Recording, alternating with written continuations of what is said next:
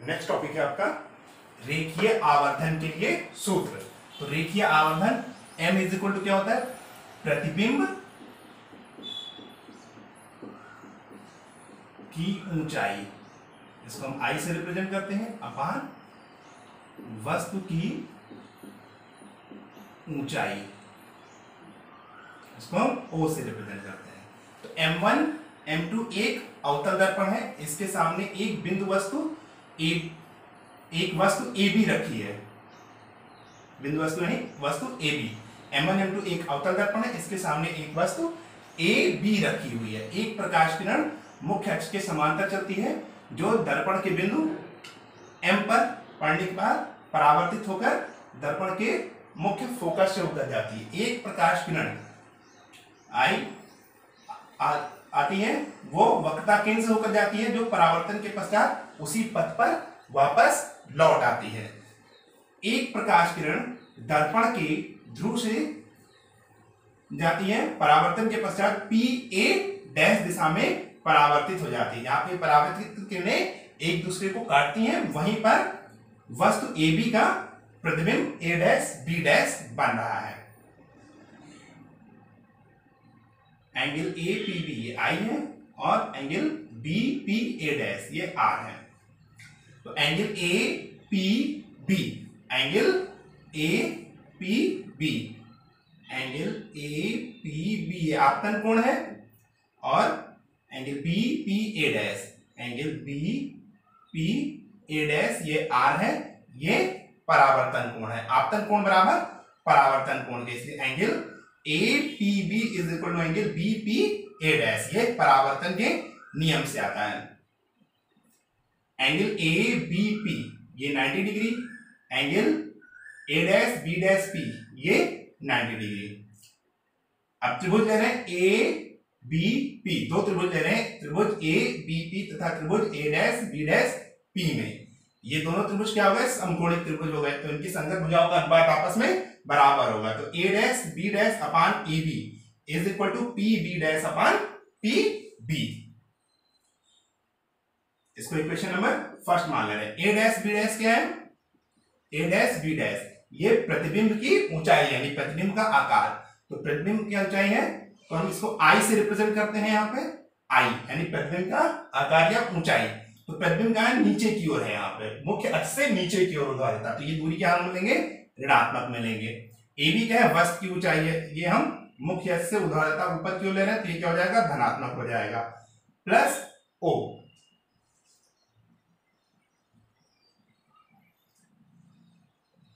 PB दर्पण के ध्रुव से वस्तु की दूरी है, तो PB is equal to minus U।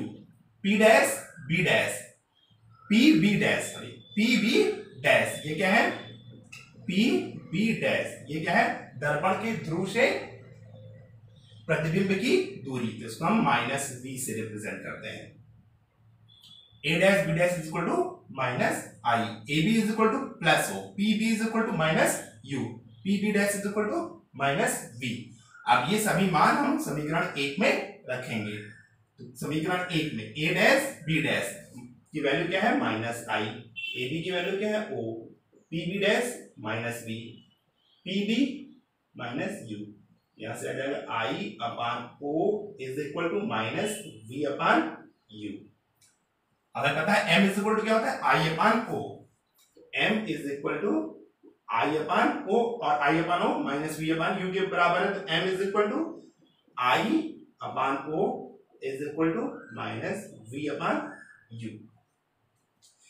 Equation बनती है I upon O is equal to minus V upon U। तो यहां से इस इक्वेशन में अगर कोई हमें तीन चीजें दी हो, तो चौथी चीज हम इस सूत्र की सहायता से ज्ञात कर सकते हैं। M यहां पे क्या है, रेखीय आवर्धन।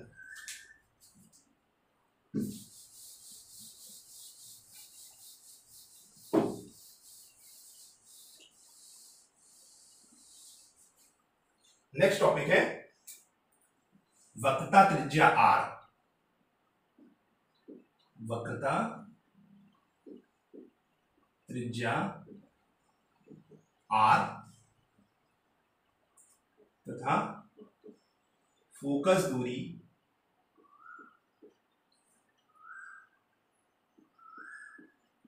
F में संबंध।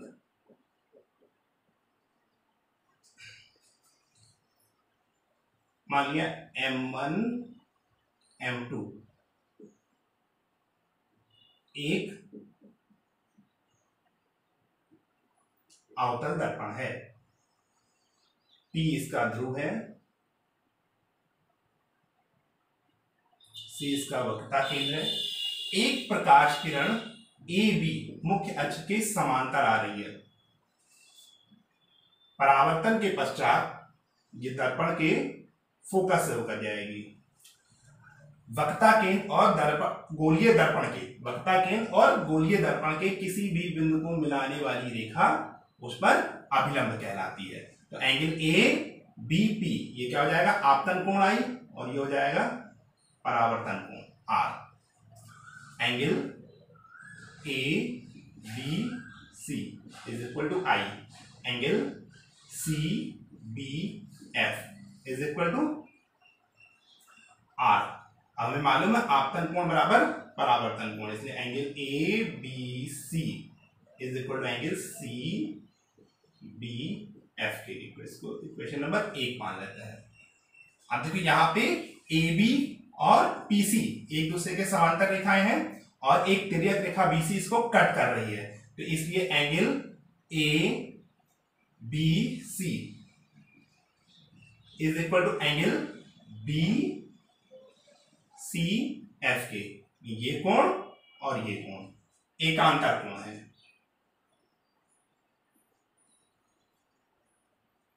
एकांतर कोण।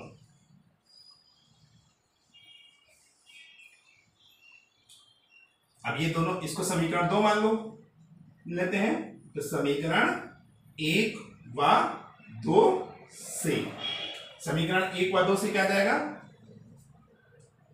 Angle C B F is equal to angle B C F. अब एक त्रिभुज ले रहे हैं, त्रिभुज बी सी एफ में angle C B F is equal to angle B C F के। इसको अभी प्रूफ किया। अब हमें पता है एक त्रिभुज की प्रॉपर्टी होती है कि अगर किसी त्रिभुज के सामने के दो अंतः कोणों का मान आपस में बराबर है तो उसकी संगत भुजाओं का मान भी आपस में बराबर होगा। तो इसलिए C F is equal to F B के। ये कोण और ये कोण आपस में बराबर है तो इसके संगत भुजाओं का मान भी आपस में बराबर होगा, इसलिए C F is equal to F B. अब हम मान ले रहे हैं कि अगर दर्पण का द्वारक बहुत छोटा हो तो बी बिंदु पी के अत्यंत निकट होगा। उस स्थिति में जब दर्पण का द्वारक छोटा हो तब बी बिंदु पी के अत्यंत निकट होगा। उस स्थिति में क्या हो जाएगा, P F is equal to F B के।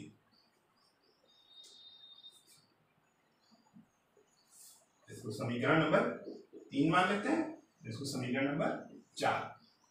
अब पीसी क्या है, वक्रता त्रिज्या, तो PC is equal to, PC को हम क्या लिख सकते हैं, F C plus P F, F या एफ सी या C F plus P F. अब C F is equal to F B है तो यहां पर सी एफ की जगह हम अब एफ बी रख सकते हैं समीकरण नंबर 3 से। अब एफ बी किसके बराबर है, पी एफ के, तो एफ बी की जगह पे हम यहाँ पे पी एफ रख सकते हैं, P F plus P F, यानी आ गया 2 P F. P C is equal to 2 P F. अब पी सी ये आ गया था, P C is equal to 2 P F, तो पीसी क्या है आर, पी एफ क्या है F, F is equal to R upon 2। हमें यही सिद्ध करना था, F is equal to R by 2। यही संबंध होता है फोकस दूरी और वक्रता त्रिज्या आर में।